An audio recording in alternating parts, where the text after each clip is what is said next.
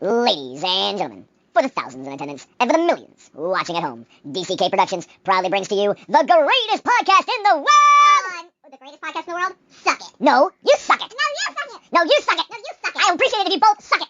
Suck it!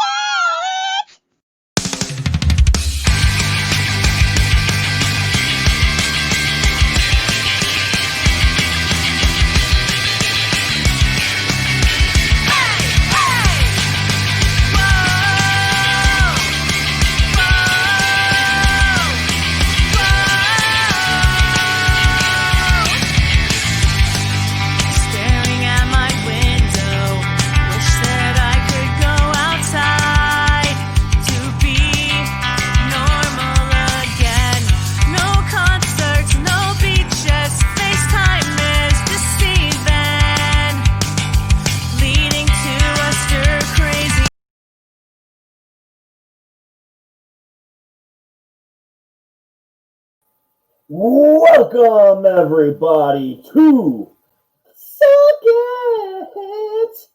I am the great and powerful Derek, the King of Kings, the Prince of all that is awesome.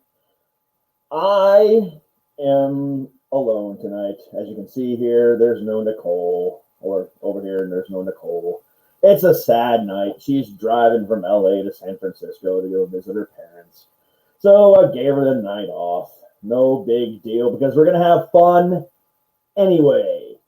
Because our guest tonight is a comedian slash musician by the name of Phil Johnson. He's going to perform for us tonight. We're going to have some fun. We're going to tell some jokes. We're going to talk some stories. And we're just going to shoot the shit. So 2 comedians shoot the shit for a couple hours. Sounds like a great fucking time, so I hope you enjoy it. So without further ado, please welcome to the show, Phil Johnson. Hey, everybody. Hey, how you doing, bud? I am good, man. Shit will be shot. That is for sure. We're going to do that. That is the goal, right? So how was your week been? How's your Friday treating you? This week and this day has been like every other week and day for the last 3 months. It's like Groundhog Day. I don't even know what's going on. I don't get to not leaving the house and not going out to do gigs and the stuff that makes every day a little bit different from the last. It's been so strange. I get up and I'm like, this is yesterday again. And it's been very bizarre. Very bizarre. You're in LA, right? Yeah. No. Where are you? No. I'm in Virginia. You're on the East Coast. You're in Virginia. Are you opening? Yeah. Are things opening back up there? Yes. So right now we're in phase 2 of reopening, which is basically the restaurants are starting to reopen. Non-essential businesses are starting to reopen. However, like they're at a certain amount of capacity, like 50% capacity, and stuff like that. Yep. Yeah, so, we're about the same place.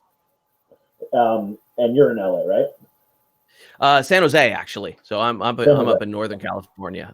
It's Santa Clara County, where this has been like the most careful, most locked down county in the entire state, in the entire country. So yeah, we're still a little skittish out here.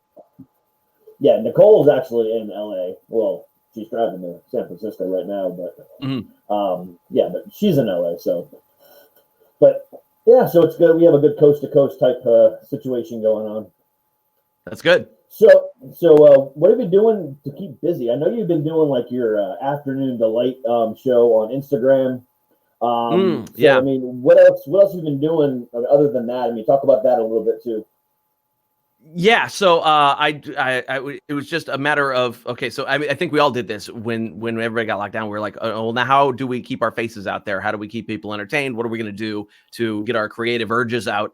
And so I produced a couple of like online stream shows with stand-ups. Those were really fun. And then I decided to scale that back a little bit and do a daily, very short stream show at noon called Afternoon Delight. And I think I did that for about a month.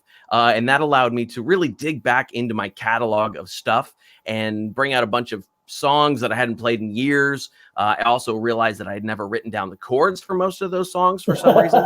So, because I'm a genius. I don't know. At the time, I was like, I'll remember the chords. I have trouble with the words. I'll write the words down. No. And so it was a lot of spending a couple hours in the morning watching old videos of myself trying to figure out what the heck I was playing on those songs. But I dragged out a bunch of songs from my old catalog and I was playing them on the noon show. That was fun. So I did that for about a month. And then I gave myself the permission to take a couple weeks off. No hustling for gigs, no getting online every day. No, just take a couple weeks off. Not that I wasn't doing anything. I'll get to that in a second.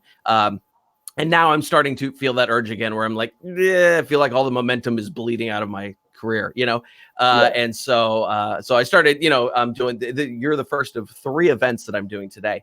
So I started hustling again, and it's pretty fun. But so I've been working on the post-production for my new comedy special. That's been taking up most of my time. We filmed it. Where'd you go, Derek? Derek left. Oh, it's just me and you guys now. So anyway, what I was saying is we finished. Oh, if I do this, okay, then I'm Derek. I'll be Derek over here, and I will be Phil over here. We'll do it that way. All right. There he is. He's back. Yeah. I was both of us for a second. Happened, but whatever. I think it was my phone. I accidentally touched a button I should have touched. It happens. So anyway, as I was saying, we finished filming my new comedy special like just in the nick of time. We finished filming at the end of February, and so I have been working on post-production stuff for all of quarantine. And I figured since I don't have to go out and do gigs and things like that, I'm going to learn some new skills and do a lot of it on my own. So I've been learning color grading, and I've been learning how to edit on a new piece of software that I didn't know how to use before, and just doing all that kind of stuff. So I'm nearing the final edit. I'm going to drop a couple of singles from it, which is weird for a comedian, but I'm going to do it. I'm going to drop a couple singles first, and then the full special will be out in October. I mean, you're actually most. So. Yeah, I am. Most of the special though is stand-up, so I do straight stand-up as well, and that's actually most of the show these days. And but I'm going to take a page from the musician songbook, so to speak, and drop a couple of stand-up singles before the whole special comes out. And I don't know how that's going to work, but I'm going to give it a shot. So the full special will be out in October. If you can pre-order it now, the people who pre-order are going to get it in like way sooner than that, because we are almost done with it. And so if you want to pre-order it for the download or DVD, that's at philjohnsоncomedy.com. And then the general public will get it in October when it's out. Gotcha. Okay.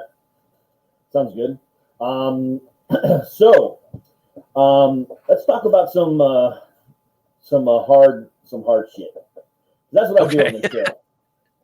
I don't like, I like to keep it funny. I like to keep it fresh, but at the same time, I like to get to know you as a person, and also let people know who you really, really are. Okay. If I even know, we'll see. To be totally honest with you, I have no idea who the fuck I am either. So we're all on the same. Oh no, he's gone again.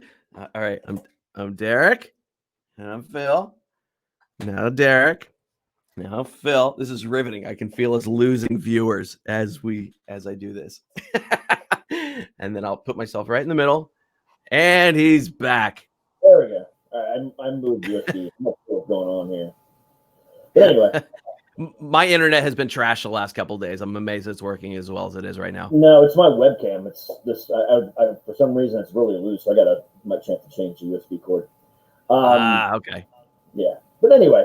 All right. So this week, some shit has gone down in the comedy world. Yep. You know what I'm talking about, don't you? Uh-huh. So how do you feel about that? I mean, let me rephrase that. How do you feel? Can I ask the same question to my guest on Wednesday, who's a comedian as well? How do you feel about this coming out now in the middle of what is still the Black Lives Matter movement? Do you feel it's because I'm a conspiracy theory guy. Do you believe that it is a cover-up to say, hey, take your mind off of this so we can talk about this again? Or do you think something really is going down with those two? So the whole Chris D'Elia thing, I assume that's what we're talking about, Chris D'Elia and Danny Masterson, because it was Danny Masterson. Yeah, that was first, coming out with charges of raping 3 women, and then An hour later, here's the Crystalia. It's like boom, boom. Stuff like when stuff like that happens, it makes me go, that's interesting. Well, having never really watched that '70s show myself, I was like, who the hell's Danny Masterson? So I didn't.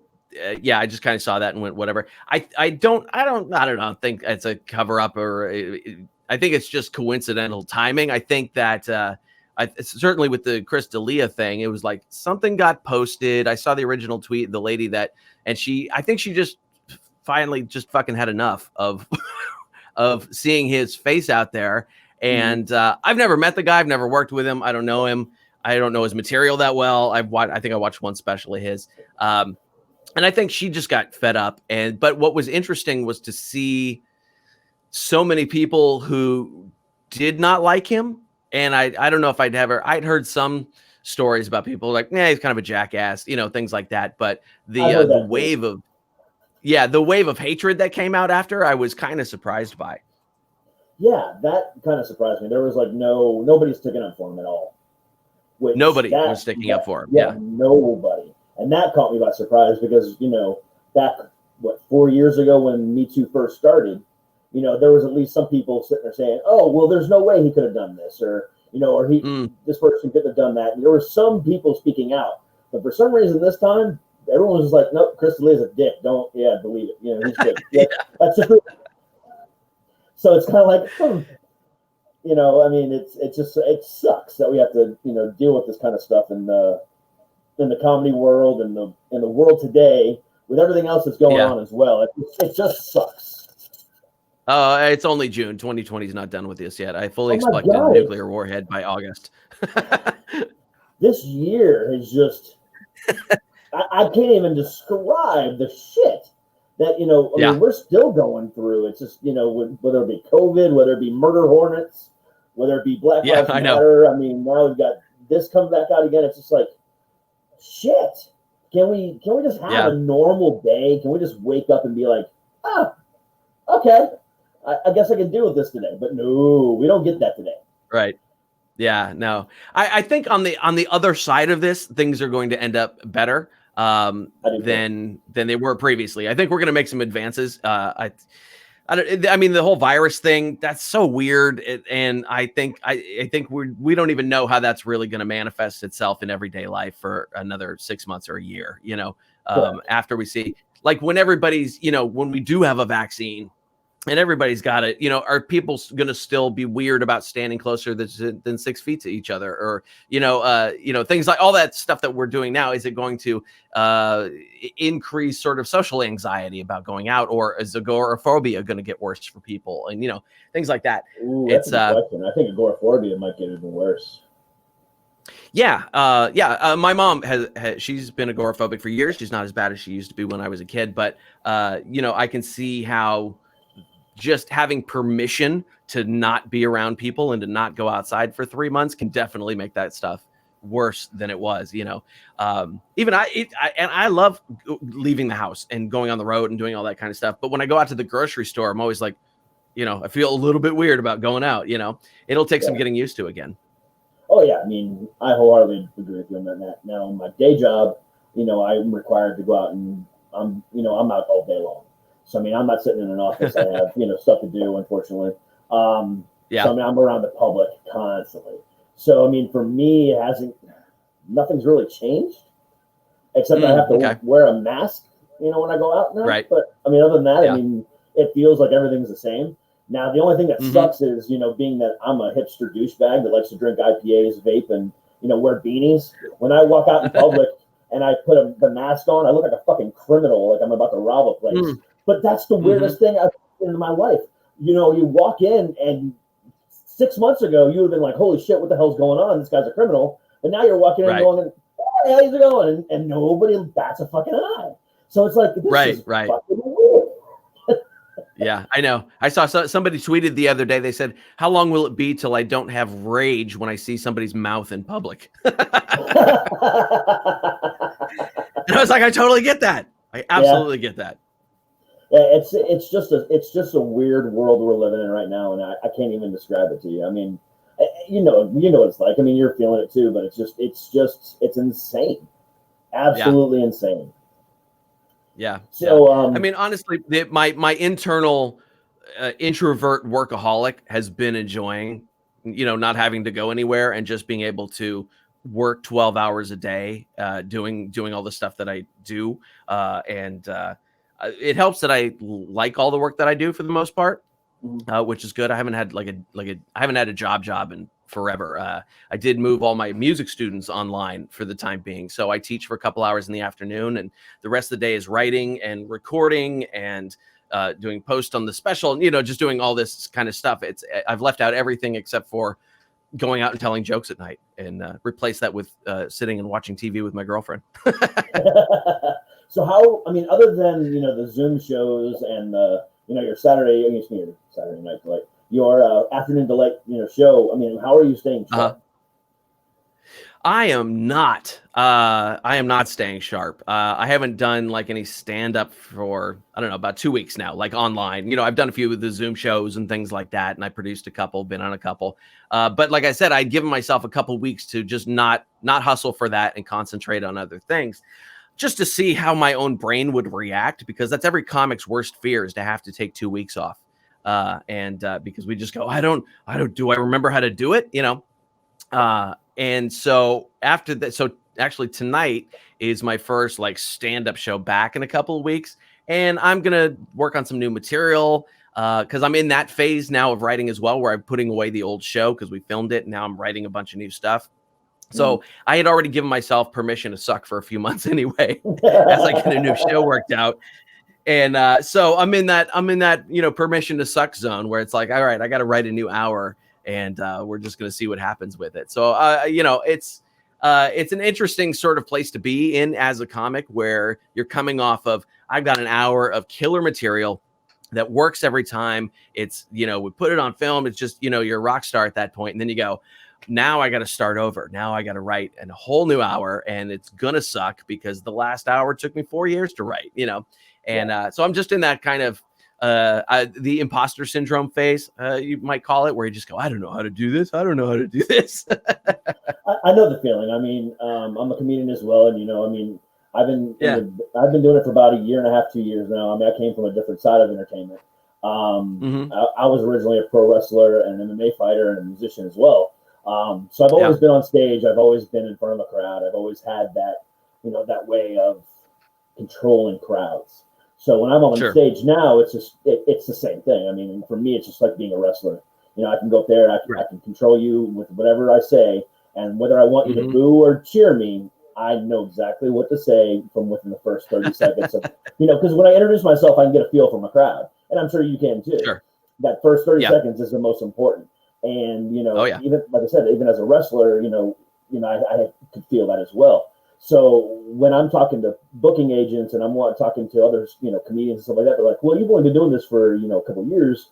How do you know? I mean, and what makes you think that you should be doing this or doing that? Like, well, I've been doing this for a lot longer than that. Just because you add the standard comedy piece in there, it's a little bit different. But I know I'm fucking funny, and I know how to control a crowd. And, my Zoom shows that I've been doing have been just killed. And I mean, I have about only 20 minutes of a solid material.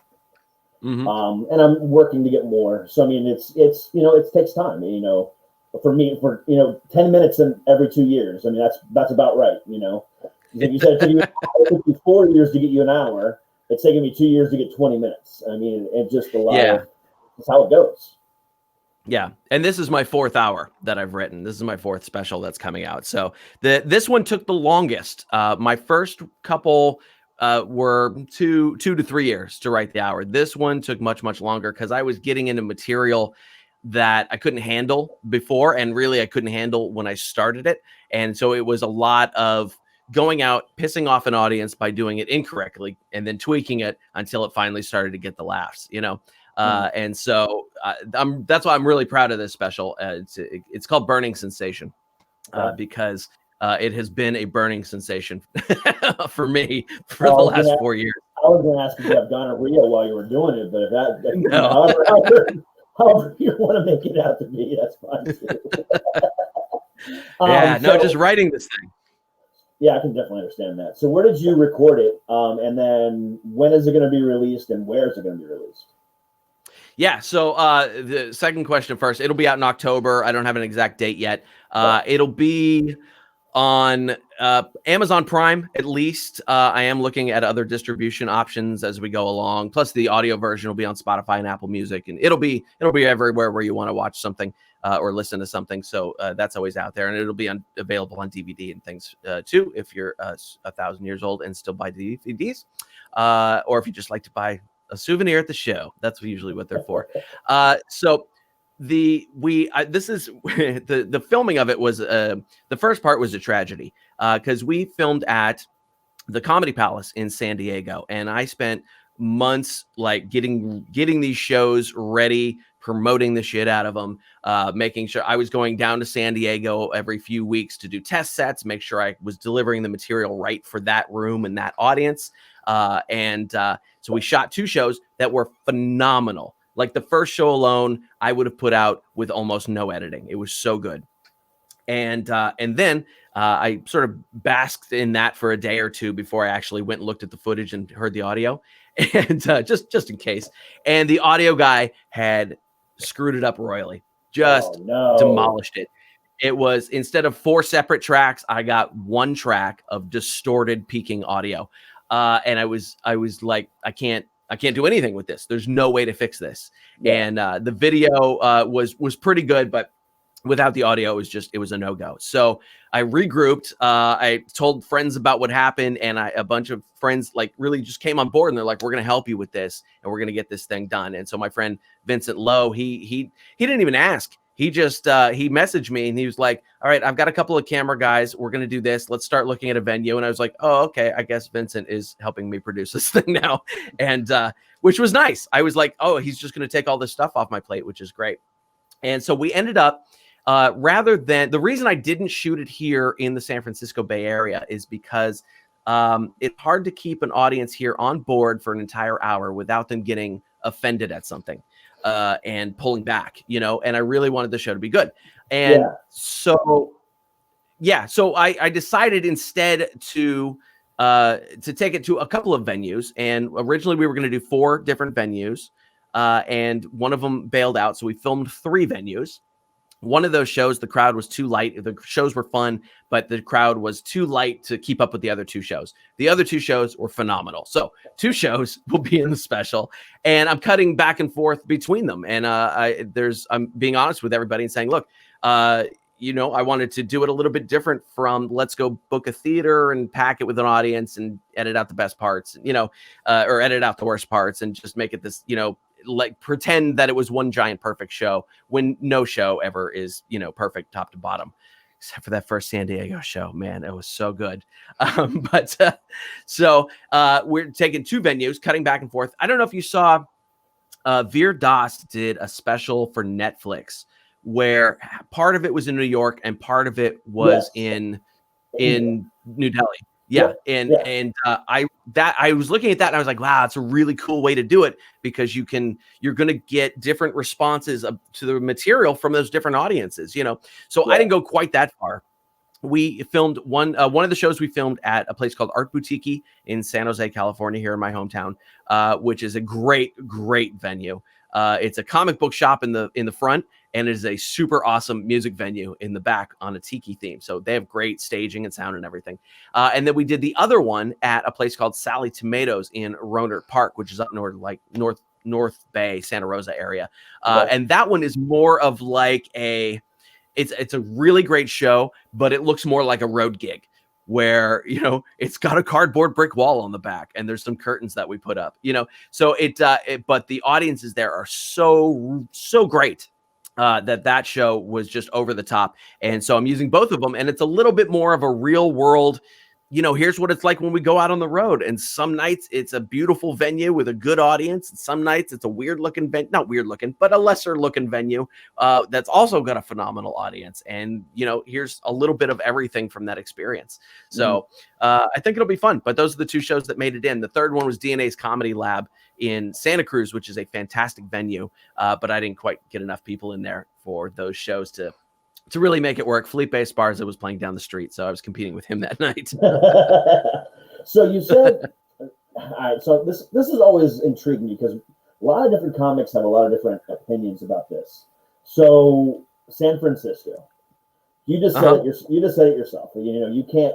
You know, you can barely sometimes keep 5 minutes without offending somebody. Now, but there's been some really, really offensive comics that have gone out there just specifically to shoot a show for that reason. So, So why do you feel your brand of comedy wouldn't have worked? Oh, I don't think it wouldn't work because I play San Francisco and I play Oakland. I play all over the Bay Area. It's my home area here. But doing it for an hour in a high stress situation like filming a special, I didn't want to take the chance. I wanted to go to venues that I knew I could do well. I didn't want to make it harder on myself by having to win over an audience after I've made them angry about something.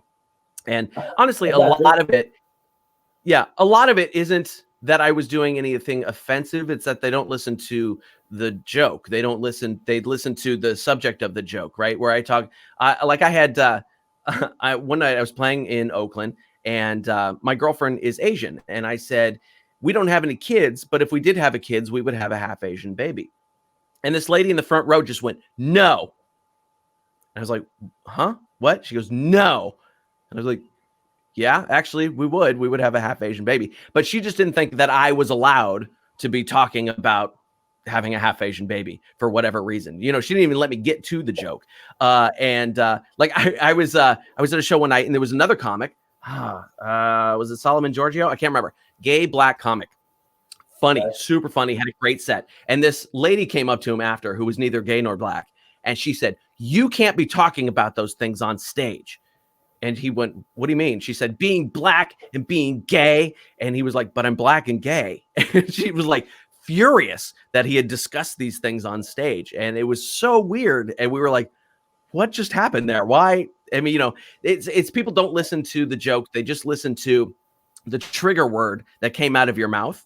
And to make that work sometimes with certain audiences, you know, it's just not going to be for everybody. And I've had it out with audiences some nights. If they would just listen to the joke, they'd know I'm going to take it somewhere that is correct and appropriate.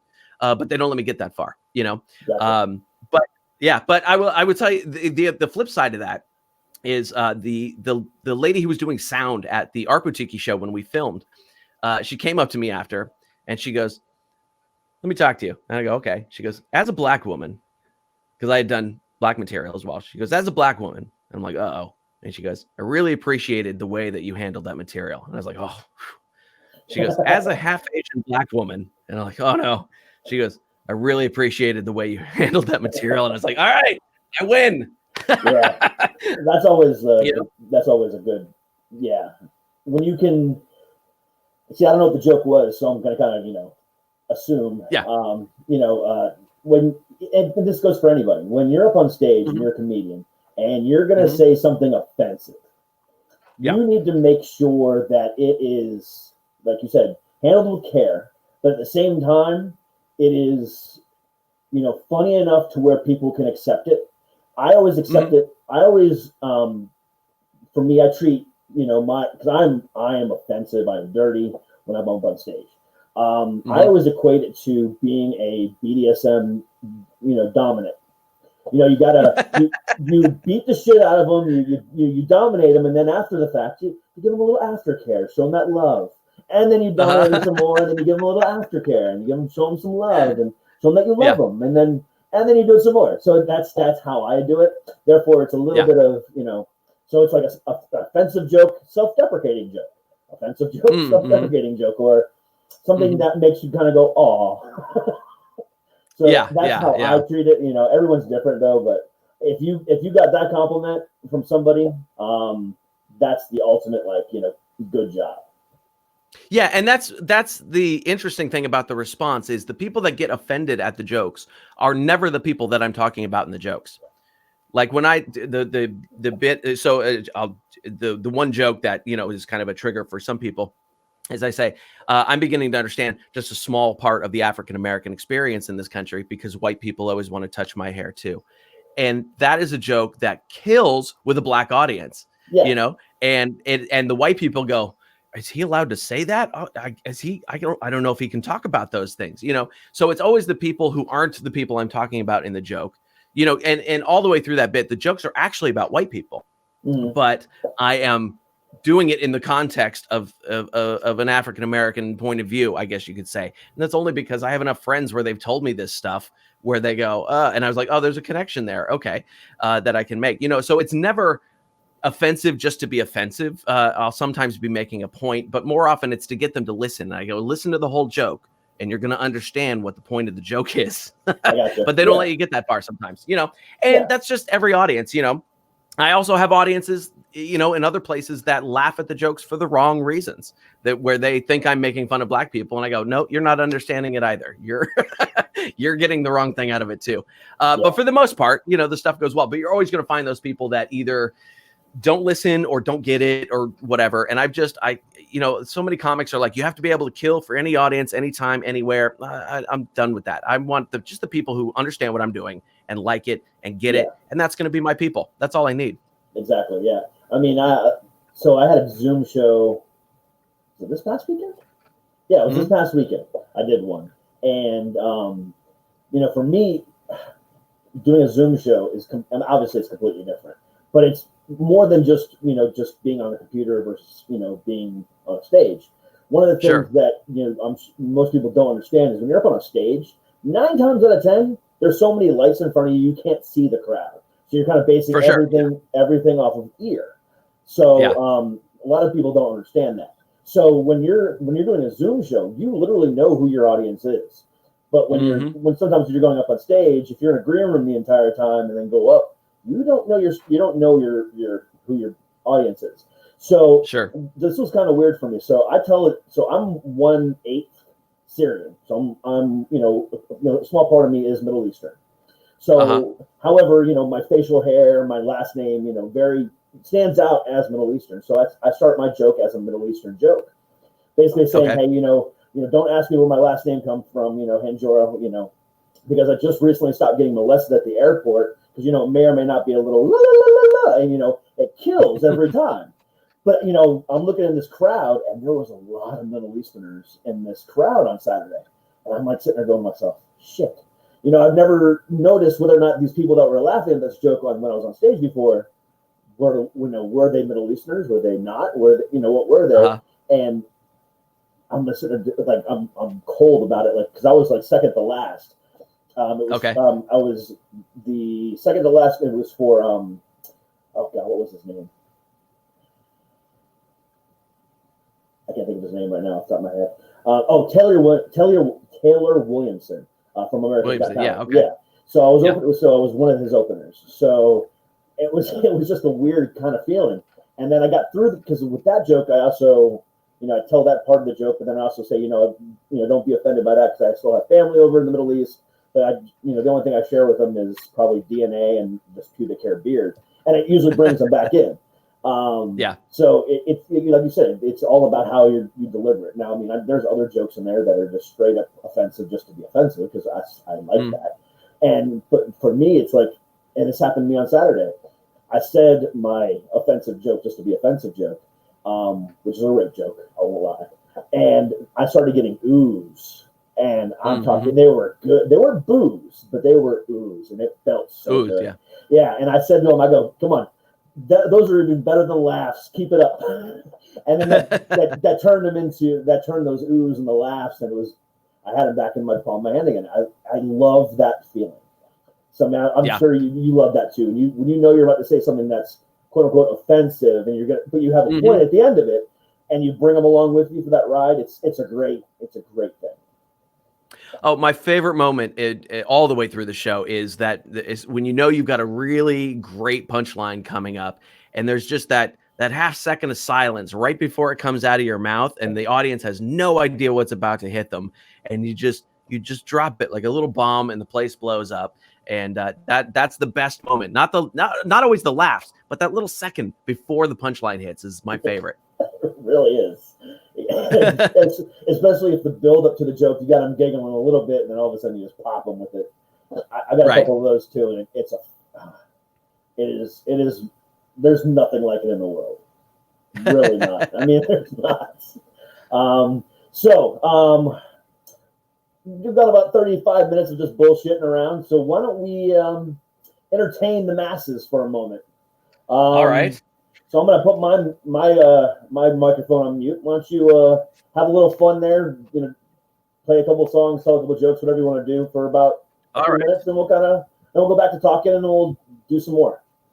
Sure. Just I'll do a song or two here. And is that up? And that's up. Can you hear that? Okay. Yeah, you're good. All right. Cool.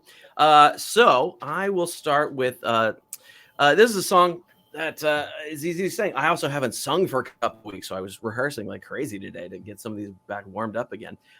This is a friend of mine had a baby shower that she invited me to. It was a co-ed baby shower, and I was like, no, not going. But she wanted me to write a song for her baby, and I was like, ooh, you've never heard my songs before either. Okay, all right. So this is a song that I wrote from a friend's baby shower.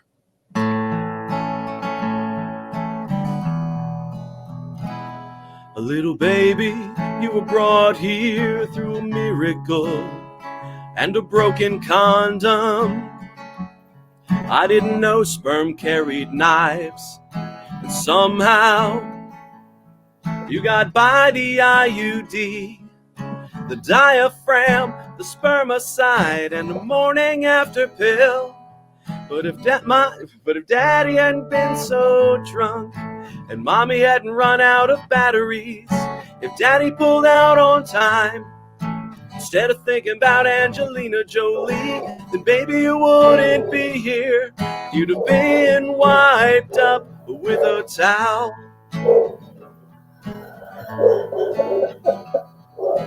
Is that a dog? I got a dog going. I'll move my mic. Hold on. A little baby, will your new life be a happy one? Or will you make your money putting sausage between your buns? Will you be a great man, like a hot dog cart? Ching ching umbrella. Will you be a great man who brings peace to all the land? Or the type of guy that lures kids into a big white cargo van? And since you're pretty scary, I'm really glad that you're not mine. And I guess I'm pretty happy that your mommy cheated on me this time. So go ahead and be just as evil as you want to be. Hell yes, I dodged that bullet and I'm free.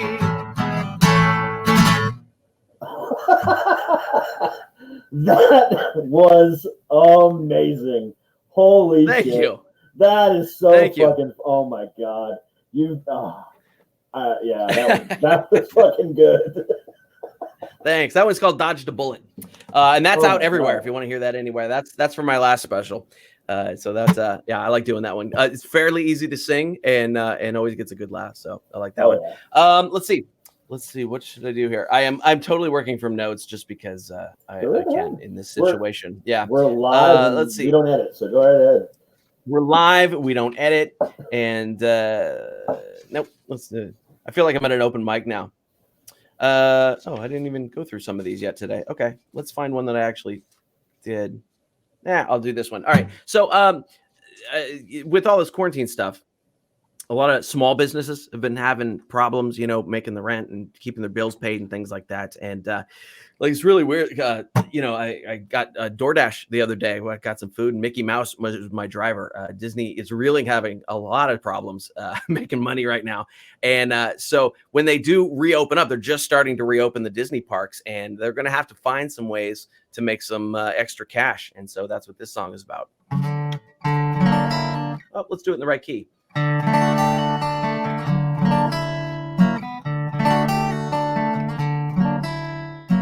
I took an early plane at 7:45. I drove up to the gate of that gleaming Mickey's eye. Hit the parking, got my wallet, and he sucked that puppy dry. Guess I'll hit the ATM inside of the happiest place on earth, where any discount that they offer offer is just a little joke, and you have to get a bank loan for a churro and a Coke. Mickey's got a strong pimp hand at Disneyland. I strolled on through the gate of that wondrous magic place, and I was met by a mouse up in my face. And I know his name is Mickey, but his palms are a little sticky. Now my wallet's gone without a trace, goddamn rat, at the happiest place on earth, where all the birds like they're talking and plastic flowers bloom. There's Goofy selling roofies inside the tiki room. Mickey's got a strong pimp hand, Disneyland. All I wanted was a t-shirt. Why, oh why does my butt hurt? Minnie Mouse is a big flirt. Just put the money on the dresser. And if you can't pay your way in, beware of Mickey's hitmen. There's 7 of the little kid. Dopey, grumpy, bashful, sleepy, sneezy, doc, and trigger happy. I stepped onto a boat to hear the children sing. It's a small world is such a sweet refrain. Then I saw something that had me quite confused. A bunch of them were making tennis shoes at the happiest place on earth, until you lose all of your money playing cards with Donald Duck. And for just a little honey, Winnie the Pooh will get you a good time. Mickey's got a strong pimp hand at Disneyland. Mickey's got a strong pimp hand at Disneyland. Don't end up in a shallow grave by a murderous little dwarf at Disneyland. There it is. Mickey's got a strong pimp hand at Mickeyland. In Disneyland. That is fucking, oh my God, I've never, Thank you. That is Thank you. That one was from my very first special, way back like 2006 or something like that. That was from my first special, but newly relevant when Disney's losing money hand over fist. So, so I'll do like how much time do we have? I don't even know what we're doing here. I got as much time as you got, man. It's just me. So okay. I got no Nicole sitting there saying I gotta let my dog out, so I'm good. Well, we'll do a couple more. I'm gonna do some short ones. I did this project for a year called the 30-second song project, where every day I would put out a new short song, like a 30-second give or take song every day. And so I've got a bunch of those. I think I'll play a couple of those. And there's going to be more to this project coming up, but I got to get the special out first. But anyway, here's a couple of those. Let's see if I can do them in the right key. She put glitter on her eyes, glitter in her hair, glitter on her chest, and a little down there. Nobody she meets will forget her face, 'cause they're washing it out of their laundry for days. So short ones. I love that one. That's nice. Thank you. Yeah, and it was just this whole project was just to get me. I had been spending so much time writing stand-up that I was losing the songwriting part of what I was doing, and so I did this project so that it would force me to write lyrics in sort of a low-pressure type of way, where I didn't have to write a 3.5-minute song. I could just get one joke out and boom. And a lot of these are going to turn into longer songs later on, but they're still little tiny ones. So here's this one.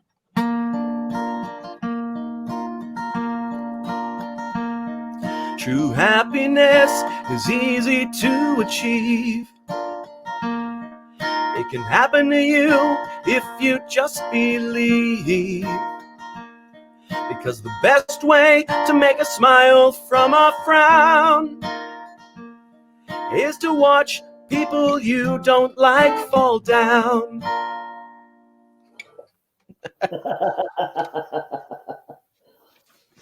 I dedicate that song to my ex-wife.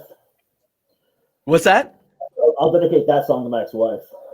Okay, yeah, there you go. There you go. I always think of my girlfriend because not because I like to see her fall down, but she loves to watch people fall down. And she'll watch videos of just people falling down, and she just absolutely loves that stuff. Let's see. Oh, here's one. This one I will dedicate to all the ladies watching. I don't know. How's your lady watching audience there, Derek? We are 55, 45, 55 male, 45 female.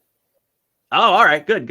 I always find it weird because that shows women usually like my show more than guys, but online, my audience is like 80% dudes. Which I don't know, dudes, go find a woman and listen to my stuff with them. All right. All right. So this was I would dedicate this one to the ladies in the audience. She wore 6-inch stiletto heels and a tight ass mini skirt. I looked at her and I thought, ooh, damn, that looks like it kind of hurts. I put on some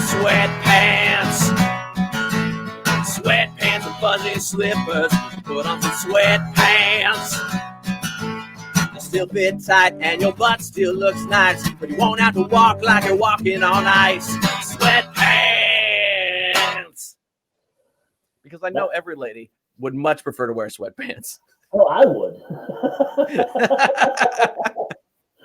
I'd much rather be in sweatpants and a pair of fuzzy slippers. Come on, that's the absolutely. Dream. That's the dream. To never have to go outside and deal with that shit again. No, yeah, that's the dream. That's so funny because I've like I said, I haven't had a job in years, and so I've been working at home since I can remember at this point, and so I have to. Like before I write in the morning, I have to get dressed. Like if I'm in like pajama type clothes, I can't write, I can't work. It's lazy time. But if I put like actual clothes on, then it's work time. And that's always been one of my big secrets of actually working from home and being able to accomplish anything. My girlfriend has been home for 3 months now from work, being paid, and she sleeps till 1 PM. She doesn't care. All right, let's see here. I'll dedicate this one to you, Derek. This will kind of go for you. There once was a king who ruled over his kingdom with a benevolent hand at the will of the folk. But then one dark day, he wore a plaid shirt with hot pants, and chants for removal from his throne were soon spoke. 'Twas the fashion of a rising of 1244 when they took down the king because he dressed like a hipster whore. Get everything right but the flannel shirt. I don't wear flannel. And normally I do have my my handlebar mustache and my beanie, little wax, and then my my tight ass jeans that shouldn't be tight because whatever. There you go, nice. Hey, that one I think is going to become a longer song later. Yeah, but yeah, absolutely. Make fun of people like me. We need to be made fun of. Hipster douchebags need to be made fun of. So I absolutely on our at our shop at our merch page, which is down there in the scroll. So not only do we have our logo shirts and stuff like that, obviously, but I also create comedy graphic tees. Okay. And one of the comedy graphic tees is like a hipster douchebag checklist. Okay. It goes vape check, and then you got a picture of a vape, and then beanie check, handlebar mustache check, and it's so fucking funny. And then when I got done with it, I was like, yeah, this is great. And then I looked at myself in the mirror and I go, fuck, that's me. And now I was like, see, that's the one you sell at shows. Then that's the one you sell at shows. It really is. It's so, but it's like it fits me perfectly. I love it. It's so fucking funny. That's great. And I did it today too because I was like, doing some other promotional work, and I go to the bathroom and look at myself in the mirror. I was like, fuck, I am that T-shirt. I go, I need to get that one for myself, but I haven't even purchased it for myself yet. It's just sitting there at the shop, and I'm like, oh crap, I need to get one. Yeah, it's always interesting because people, I mean, certainly with the look that I have, I hate wearing headphones because I got so much forehead, but the people always make so many assumptions about me and who I am, things like that. My last special, I did a whole bit about how I don't smoke weed, but everybody asks me for weed because I look like I smoke weed, and how much are you, how much are you the stereotype you? As far as being what I look like right now? Yeah. So, well, yeah. So how much do people assume about you? That's correct. It's a good question.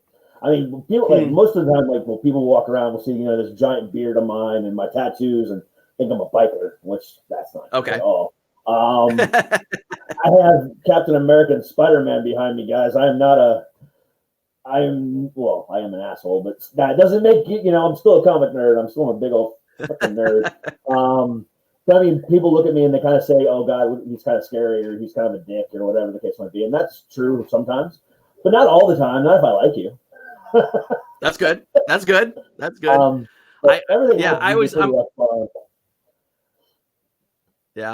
always interested in people who aren't what they first appear to be. Because I have friends where the first time I saw them at an event or whatever, I was like, that guy looks like a douche, and then they're like super good friends of mine, forever after that. And first impressions, I always say, they always go, oh, you only have one chance to make a first impression, but it's always the second and third impression that I'm interested in, and I purposely like to throw people off a little bit, because I think it yields a more interesting person when the first impression isn't always correct. When you get somebody a little bit more and you go, oh, that person wasn't anything like I thought they were going to be, So I always appreciate when I find people like that who are not what I thought they were going to be. And I try to not be what people think I'm going to be, unless they think I'm going to be super funny. Then I try to be super funny. Yes, that is the case, yes. All right. Well, you want to do one more here? Let's do one more. All right, we'll do one more. Since we're on the internet, this is a song about what the internet is made of. The internet. Let me get the right. I can't get my notes today. The internet is made of kitties and boobs. Kitties and boobs. Oh, I did it in the wrong key. That's why I was messed up. Wrong key. The internet is made of kitties and boobs. Kitties and boobs. Saturday is Catterday. Tuesdays are for tits and tacos.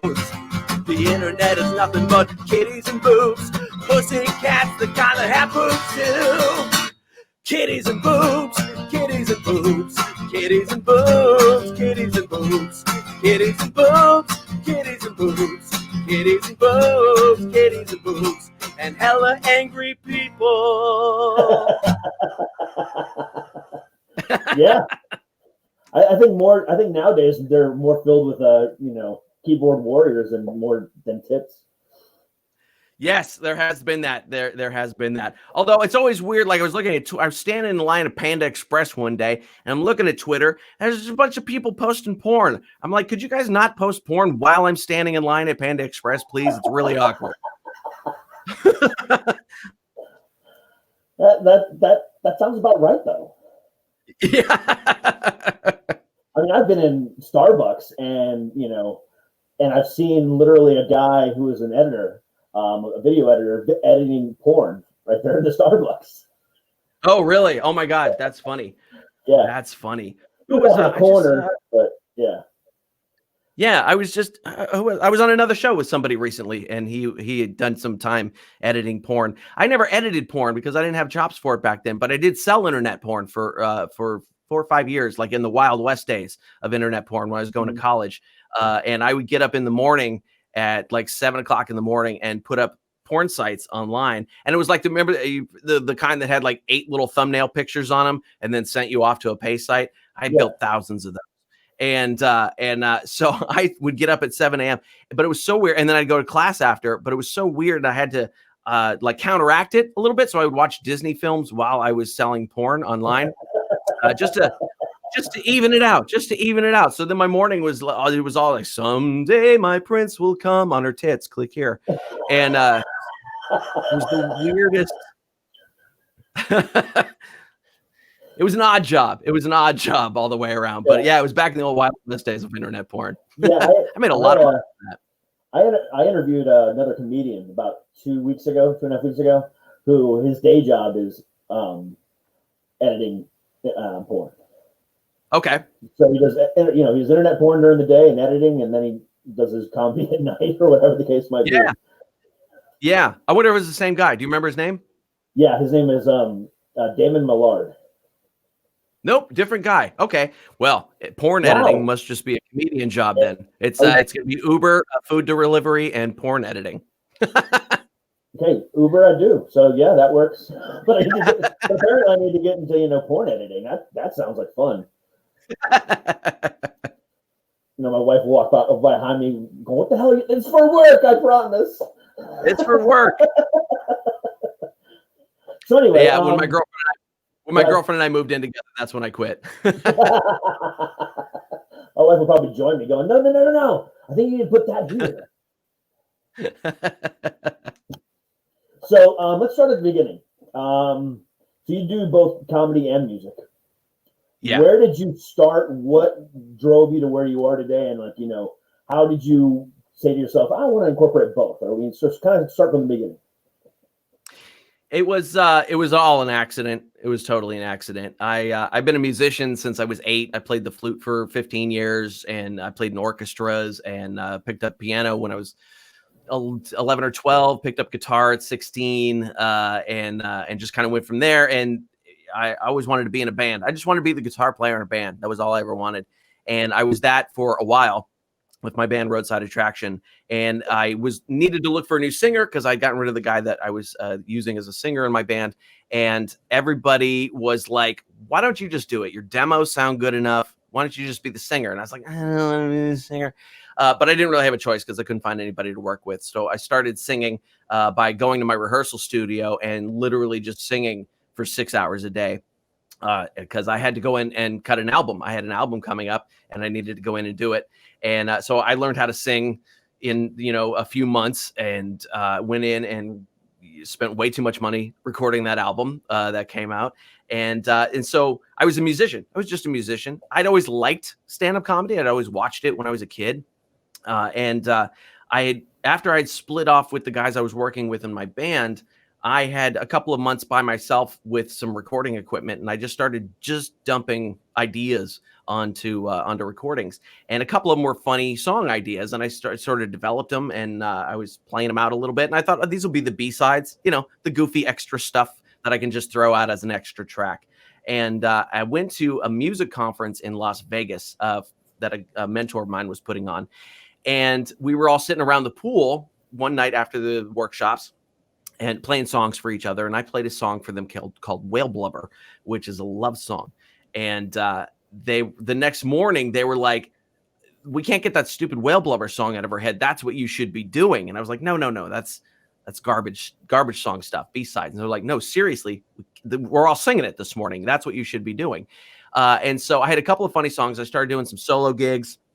And I had a bad habit of forgetting lyrics regularly. And so I started joking around on stage while I would forget my lyrics. And that joking around on stage started to actually at some point turn into stand-up. And I got invited to a comedy music show in San Francisco at a place called the Hyena Theater that doesn't exist anymore. And it was specifically comedy music. I had 3 songs. That's what I was living on at the time. And the MC of that show, a lady named Lynn Ruth Miller, who was at the time 72, 73, and just getting her own comedy career started. She saw me and she was like, I need a guitar player in my act. She goes, I'm going to do a bit where you play Anarchy in the UK by the Sex Pistols and I throw lingerie at the audience. And I'm like, I'm in. It was great.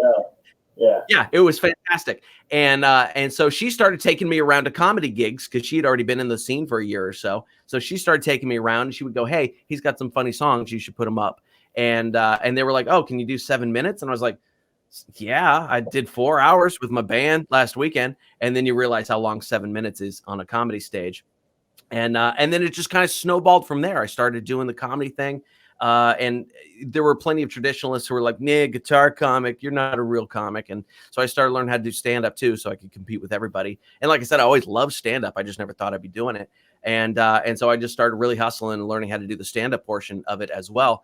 And I it's been fantastic. I've been doing this 15 years now, and it opened up a ton of new venues for me and a ton of new ways of approaching fans and being able to give them more than, just songs and, whatever. So it's been a blast. But yeah, it was really all an accident. My mother goes, "You were supposed to be a physicist." And I'm like, "Well, that didn't happen." Sorry.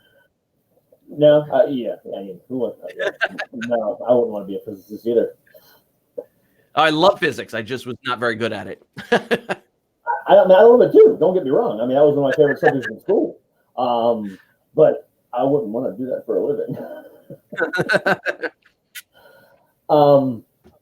Wow. So that's interesting. That's definitely one way to to get into the business. A different way to get into the business. Yeah. Well, I mean, there's so many comics who come from something else, like yourself. You came from wrestling and music and things like that too. And I think I think that some comics see people like us come in and they go, "Well, you're just in it because you weren't good at the other thing that you were doing," which is not true. I was a fine songwriter. I was a good performer, but I found this other thing that clicked with people better than what I was doing. And so I was like, well, then I'm going to do that. And also I get to do this other thing that I never thought I'd get to try. And now I get to do that too. Yeah. For me, it was I broke my neck twice, so I can't wrestle anymore. Oh, well, yeah, that'll do it. Yeah. and the sad part about it was neither time was ever in a ring. Really? Really. Wow. The first time was a car accident. That was in 2013. Okay. And then it'd be a year and a half ago, December 28th, 2018, I was laying in bed with my wife watching TV and I sneezed and I broke my neck. Oh my gosh. So I have a sore arm because I slept on it wrong one night, but I'd never broke my neck in bed. But I was just watching TV. It wasn't even anything fun. No, wow. Actually, what ended up happening was, I guess, over time, the mechanics that were in my neck just failed. And they healed in such a way to where I was not noticing it. And then one day, that violent sneeze just knocked everything loose. That's crazy. Yeah. And what ended up happening was I ended up having 3 months later, so it was like March of that year, 2019, so about a little over a year and 3 months now. I had surgery, and my mechanics in my neck actually healed in such a way to where they could not remove it. So they actually had to go in and cut out 2 of my vertebrae. So I'm actually missing 2 vertebrae in my neck right now. Crazy. Yeah. So are you shorter? No. They put like this little metal cage, like it's metal but yet flexible. And then they attach it to the vertebrae on top and obviously the vertebrae on the bottom in such a way and kind of dig it in. Therefore, the bone actually grows into it and actually acts like 2 vertebrae. Wow. Yeah. That's nutty. It is. Oh, I feel so much better about my sore shoulder now. So when anyone ever says, I couldn't make it, yeah, well, that may or may not have been true, but I never knew because I broke my neck and I couldn't go any further with it. Right. Yeah. I mean, had I known I've been doing this, I would have started comedy a whole lot earlier because it's super fun. I actually have trouble writing like regular songs now because they seem like overly serious and pretentious to me. I like listening to them, but I just feel weird when I write them. I'm like, no, I don't need to be. Why am I so serious? Let's write some jokes, So yeah, I definitely lean in that direction now. I listen to my old serious songs. I'm like, shut up. I mean, for me, it was. I did music when I was younger. I mean, I started playing guitar and everything like that when I was young. And, grew up and did some other things, but then just, I did it and I kind of had some fun with it. But then, after my first band broke up, and then the Orlando scene at the time was just crap. And I was just bouncing from one band to the other. And nobody clicked and nobody knew what they wanted. I just said, screw this, I'm done. And then started wrestling. And I always wanted to be a comic. I knew from day one, I always wanted to do this. So one of the things I took acting lessons, when I was wrestling. I did, a lot of things to get the way I could want it to be on, in the ring right. Therefore, it was an easy transition. And then I stopped watching comedy for a while, I didn't want to, mimic anybody. I didn't want to know what was going on in the world. And I just started writing. And it was right around the time I'm sorry, it's been about a year and a half now I've been in comedy. So it was right when I broke my neck the second time. I wasn't going anywhere, so I started writing. And and then just as soon as I could, I started doing open mics. I just did open mics. I've been doing open mics now for a little over a year, until March.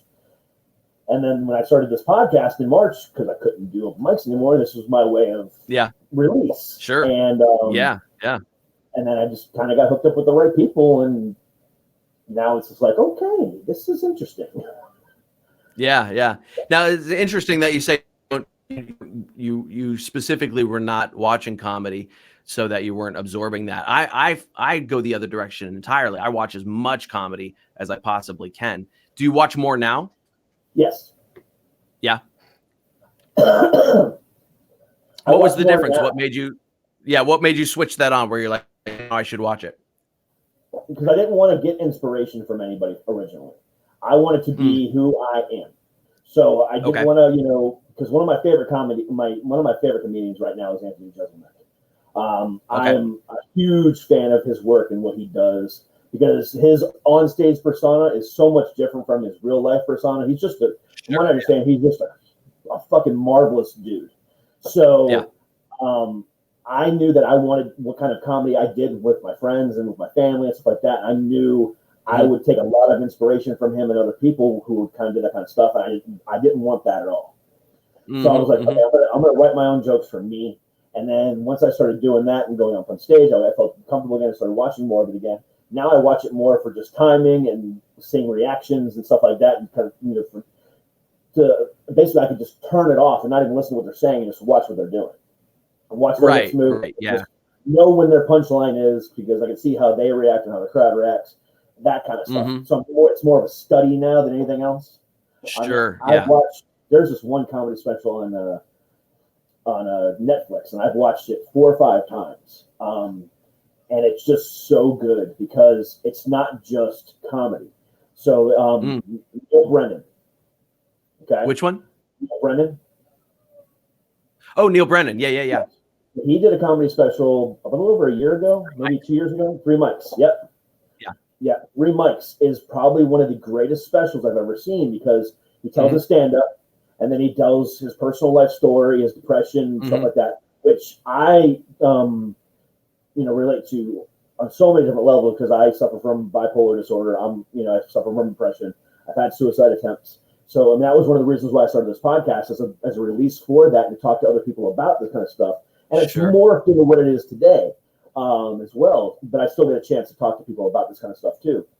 But, so watching how he did that, and then, because he goes from, like I said, stand-up to his depression to one-liners. So you kind of get a good case study of like exactly how to perform on stage. It's just perfect, but it's above and beyond that. It's just a great story and how he does it, because it just incorporated so well. It's just fantastic. If I ever meet Neil Brennan, that is the one thing I will compliment him on. Yes, good job on the Chappelle Show. Great job with all the stuff you did with SNL and all this other stuff. But 3 mics, dude, is your greatest accomplishment, in my opinion. Yeah. Neil Brennan's a talented dude. He tweeted the other day that 2020 is going to become synonymous with crazy. So you'd be like, I don't know about that guy. He's a little 2020. And I was like, yes, absolutely. Yeah. We're going to go out and get wasted. Shit's going to get 2020 tonight. I was like, that will be it. Yeah. Sorry, Prince. It's 2020 is taking over. No longer we're going to party like it's 1999. It's now 2020. That's the new thing. Yeah.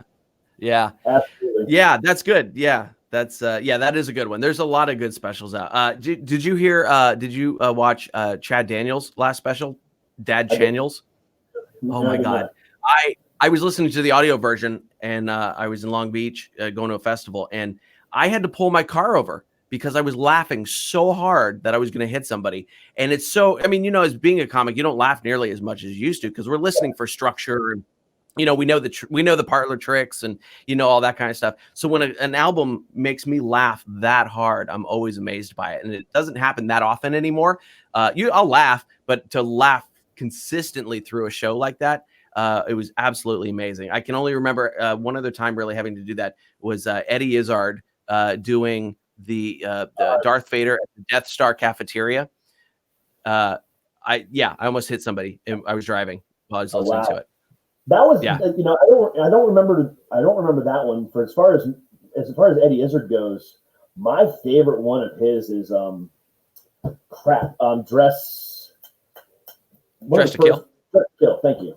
Yeah, Dress to Kill. It's great. That comedy special is up there too. I mean, that guy is amazing, and he has such a harrowing story too. I mean, what was it? It was a while ago.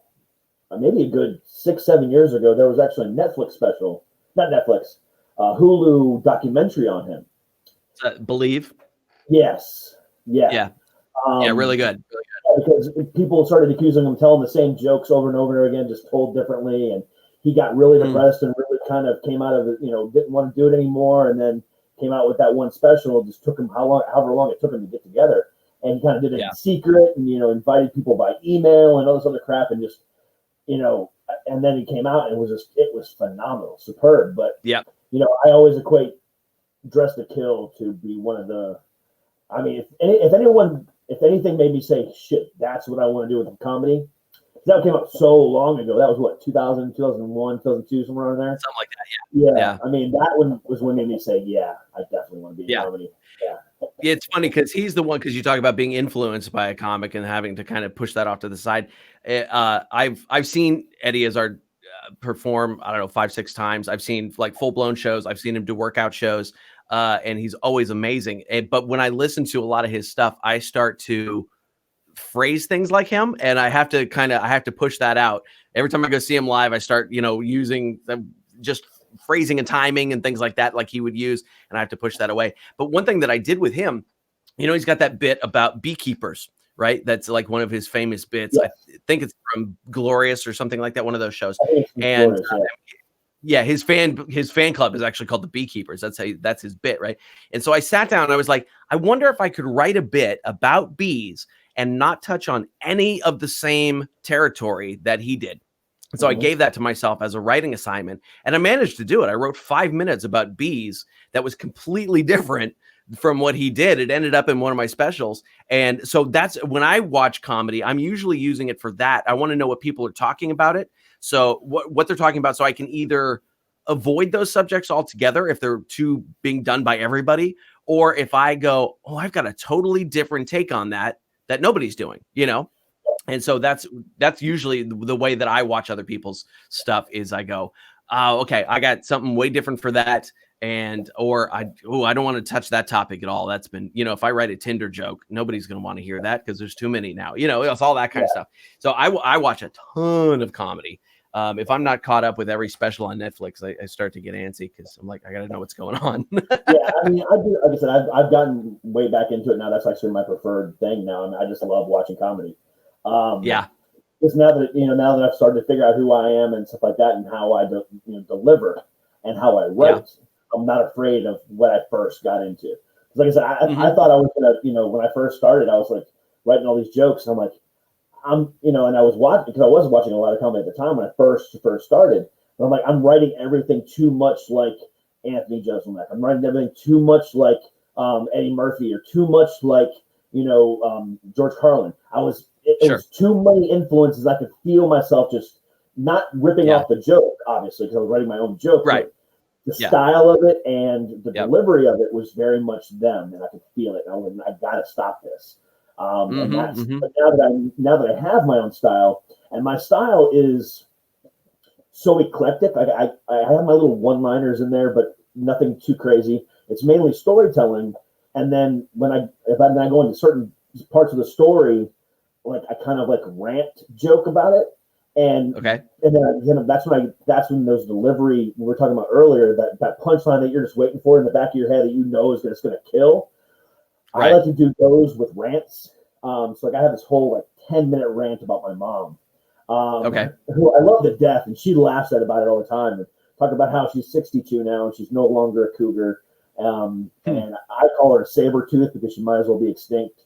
And she loves that joke. But like, there's this whole long thing about it, and it goes from, like these little bits of stories and delivering them a certain way, and then all of a sudden to this rant of a joke that goes for 10 minutes, and it's just punchline after punchline after punchline, and it's completely different than the first half, and throws people off. And I like that because it's not the same cadence all the time.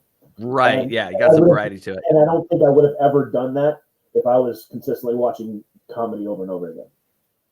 Sure. Yeah. No, that makes sense. And you'll be surprised. I mean, you've only been in it a short time, really. You'll be surprised how your style changes over the years. I mean, my style changes every 3 to 4 years. My style goes through sort of an evolution.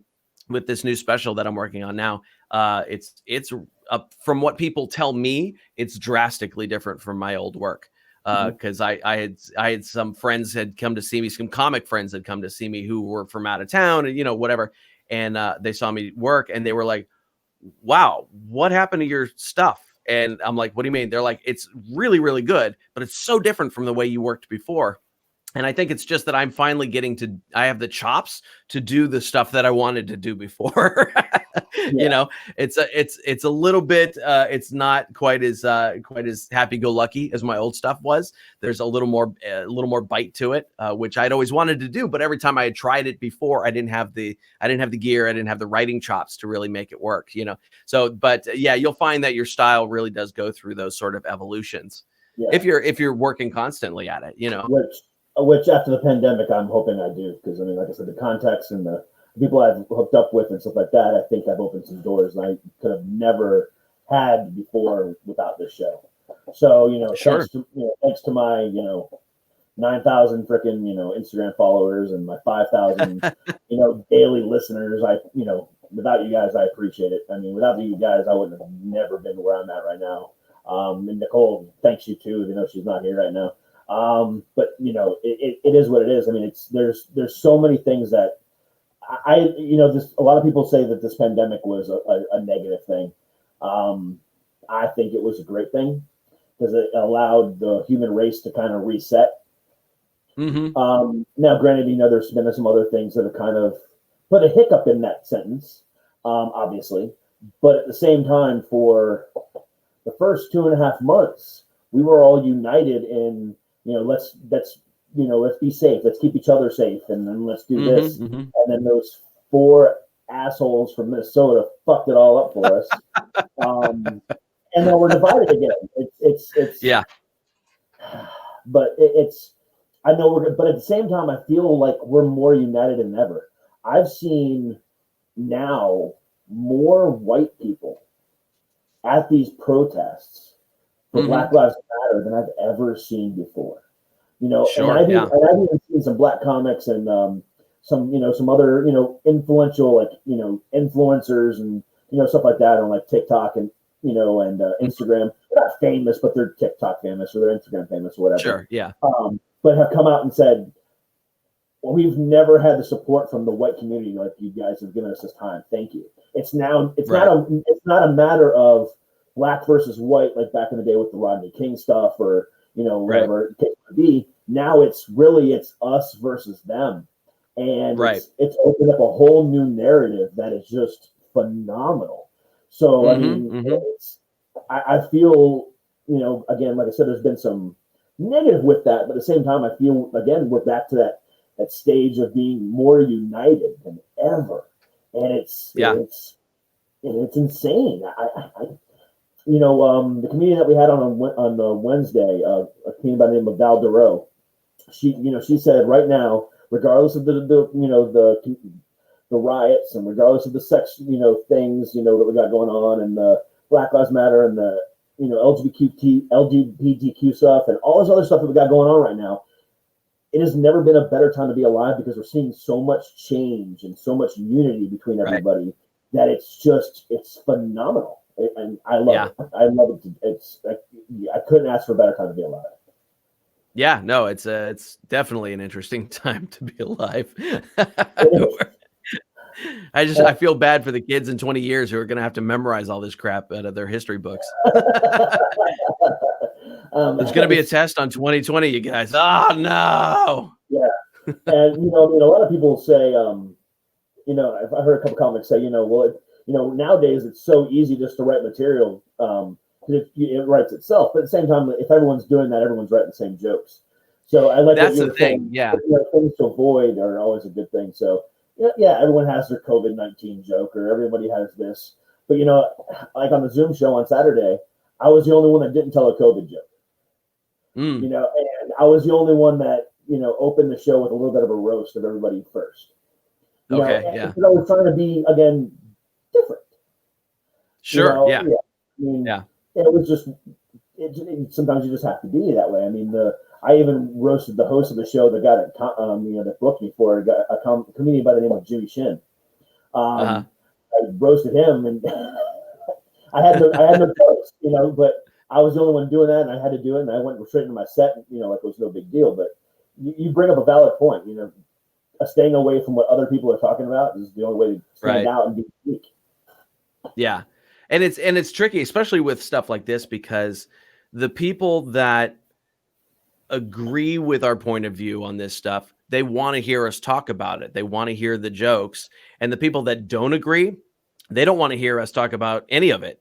And so that's the other side. You get you're just a comedian. Shut up. We don't want to hear your politics, and so it's like half the world is expecting us and looking for us to talk about it. And the other half really doesn't want us to talk about it. And I'm like in the middle. I'm like, I don't really need to talk about it. I don't write well when I'm angry about things. I need to put some time behind it before I can, I'm in a mode where I can't write about this stuff right now because it makes me angry. And so I'm just now, just like this in the last couple of days, I finally was able to sit down and go, okay, let me get some perspective on this whole thing and see where it can go, see what kind of angles I can pull out of it. Not to mention, I mean, you spend 5 minutes on Twitter and you're like, oh, okay, every joke has been done already about everything. It has. Yeah, I mean, it's every joke has been done, unfortunately, but at the same time, has it? And that's the thing, is finding those angles. Yeah, finding those angles, being that creative mind, being different. Mm-hmm. Yeah, and there's never been a better opportunity to be different than right now. Sure. Yeah. Yeah, that's the task at hand. I'm not looking forward to all the comedy specials that are going to come out in 8 months that all have a quarantine bit. They're all going to have a 5-minute quarantine chunk in there somewhere, and we're going to have to sit through that. And we're going to be like, and they won't know that some of them will be good, some of them will be bad, but we're going to have to sit through all of them to get the rest of the special. Yeah, I mean, because we write about what we're going through, and that's part I've had trouble writing, because I'm not out doing things and living a life where, I'm going to learn something new or experience something strange and different that I can talk about. So the writing has been difficult. Some people are thriving on this, and I've been less thriving from a writing standpoint. Fortunately, I've had other things to keep me busy, but the writing is actually starting to come back this week. So happy about that. I think, whether some of the comedians that have like podcasts, like Anthony Jeselnik has one, and Whitney Cummings has one. There's a lot of comics that have their own podcast, or they're huge on TikTok or whatever the case might be. So I think they're getting some of that stuff out now. Therefore, when they do go up on stage, they don't have to talk about it because they already got it off their mind. So I'm hoping that's what happens. Yeah, but how many of those podcast bits end up in a special later? I've seen plenty of tweets on stage. I mean, if you go back and listen through all my podcasts, and then listen to my stand-up, you're gonna be like, oh, he said that joke 100 times on that show. Yes, I have. Right. Because I've been working on it and tweaking it to make my partner react. If I can make my partner react a little bit different every time, I know I'm getting somewhere. Sure. Yeah, exactly. It's a great place to workshop that kind of stuff for sure. Exactly. But my podcast was never good for doing any of that. Well, I'm sure if you mean, there's only so much you can talk about pirates. Yeah. It was a really, really fun show. I did over 300 episodes. Now there's somebody else hosting the show for me. But it was what the show was called, Under the Crossbones. And there's a huge community of pirate fans and creators and things, anybody that's doing something related to pirates, whether that's authors and historians or actors and musicians and clothing, costuming designers, fight choreographers, all that kind of stuff. So I managed to do over 300 shows with a new guest related to the subject of pirates every week. And it was fascinating. I got to meet some really great, interesting people doing that. But yeah, it wasn't a comedy show, so I never got to work out bits on the show at all. Yeah, we do comedy. We do music because Nicole's actually a musician. Right. She's actually a hardcore musician down in LA. She's worked with a couple different bands and does this, does that. I mean, she's huge in the music scene. Plus, she's a festival promoter. So, Nice. With my history as a musician and plus all this other stuff that I've done in the entertainment business, we work well together, and it's, so we go all different angles. We really do, and I enjoy what we do on the show, and I think it's definitely different because I've listened to all the advice people have given me or all the things that they put out and said, hey, don't do this on a podcast or don't do this or don't do that. And I do all of it. Because if everyone else is listening to it, then I'm not going to be different. So I said, okay, I'm going to do that. I'm going to not, you said don't do that? Well, I'm going to do that. What's one of those things? So one of the things that I was told, and even if you go through it right now, if you hear, Google how to make a podcast, the first thing they say is get a catalog of 3 to 5 episodes before you go live, and just put out 5 or 3 or 5 before they can get a feel of who you are and come back later. I didn't do that. We went episode by episode by episode by episode. They say pick a niche and stick to that niche. We have 5 different niches. I mean, we don't stick to one. I mean, so we've done a lot of comedians over the last few weeks. Then next week I have a chef coming on. I've got another musician coming on, and then on Wednesday, that's Tuesday with a musician. Then Wednesday, I have a CEO of an entertainment company coming on. Then Thursday and Friday, I have a rapper coming on, 2 different rappers coming on. But it's actually Thursday is actually a big one. It's a Grammy Award-winning DJ and producer Kid Capri is coming on. So sweet. So we've got Kid Capri coming on, and we've got all these. And then, we've had models and actresses, and then we talk about mental health, we talk about comedy, we talk about music, we talk about movies. And I had an interview with my daughter about our problems that we were having a few weeks back. Okay. She's 18. She moved out of the house back in March. And her and I got in this big blowout, and she left, and we haven't talked since. The only time we've ever talked since we split up in March was on the podcast. Oh, okay. So there was a family element to it too. But that was that one right there is between that one and then there's another comedian that we did, comedian by the name of David C. Smalley. We did him. Those two are our most listened to podcasts. So and with David, it was a 3-hour long one, so we split it into 2 different parts. But then so it's those 2, and then the one with my daughter. 2 completely different spectrums, but our most listened to a podcast. Sure. So tell me that I need to stick to a niche. I'm going to tell you you're wrong because it's I think there's only one rule, and it's be compelling. That's if you can do that, it really doesn't matter what else you're doing. If you're compelling enough where people want to listen to it, that's the only rule. I 100% agree with you. So, and that applies to everything. Whether it be comedy, whether it be music, whether it be, if you're watching us on Twitch right now, watching the other gamers or whatever the case might be. We're one of the few not gaming channels on Twitch. So again, we're doing something different.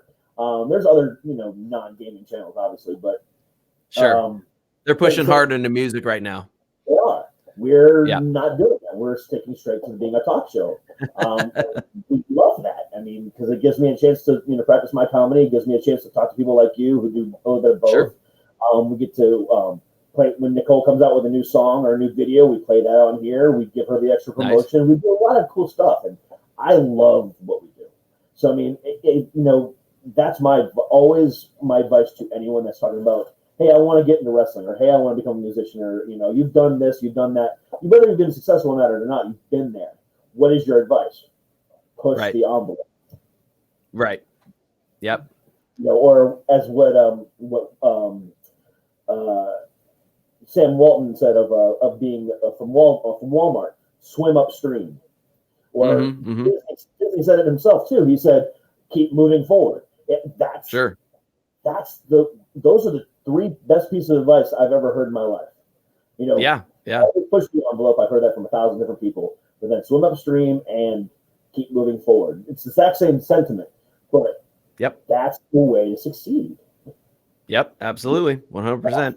Brick walls, walk through that glass ceiling. I mean, whatever it takes, do it. Yeah. And obviously, for sure. you push that envelope with what you've done, and definitely made a huge 180 as far as your career goes, and you've made it successful. And you're living out your dream and stuff like that. And you can teach music and you help other people live out their dreams. So you're an awesome person, man. I just want to say thank you for that. Well, thank you. I tried to be awesome. I'm awesome once in a while. At the beginning of every show, I say I am the prince of all that is awesome. So I crown you, awesome. I have knighted you as all right. Sir Awesome Phil Johnson. I like it, man. I like it. But dude, I really appreciate you taking the time out of your day, talking to me for the last hour. My pleasure. It's been a great. Thank you for having me. A great 90 minutes, man. I really do appreciate you. It's been an awesome time. I was really worried about this, to be honest with you, because this is the first time in 3.5 months I've done a solo episode. Okay. Yeah. So, but I'm going to be doing those more and more often now that I got Nicole. Nicole's going back to work and stuff like that with everything she's got going on. So I appreciate you being the guinea pig, and it was actually worked out really well. So it worked out great, man. But I do. What we do, we talk. Exactly. And it's exactly what we did. Like I said, it's going to be 2 comedians shooting the shit for an hour and a half, 2 hours, and that's exactly what we did, and I appreciate it, man. Cool. Well, enjoy the rest of your Friday. Keep in touch. We have each other's email addresses, and we'll definitely talk again soon. And maybe, who knows, maybe we'll be working together in the future. I'm sure we will. Absolutely. Thanks. Well, I appreciate it, man. Have a good one. You too. All right, man. Bye. All right, guys. Well, it was a hell of an episode. I think, Phil Johnson, don't go anywhere, Phil, for joining us tonight. And we will be back on Monday. I believe Nicole will be with us.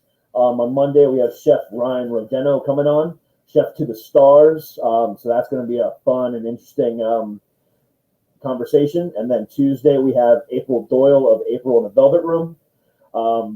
Wednesday, we have Terrence Patterson coming on. He is the CEO of, I had the name in my head a few minutes ago and I lost it. CEO of, what is he the CEO? I can't remember off the top of my head. Of a multimedia company. I'm drawing a blank. It's Friday. I'm tired. And then Thursday we have Kid Capri coming on, and then Friday I have a special guest that I cannot release yet because I'm not 100% confirmed. So we've got a full week of guests next week, so that's going to be fun. But until Monday, I encourage you guys to stay heavy, stay healthy, and keep rocking it out hard. And we will talk to you guys on Monday. And for myself and Nicole, who's an invisible ghost right now, thank you very much. Have a great weekend. And remember, guys, if anyone ever tells you to suck it up, you tell them to suck it. Good night.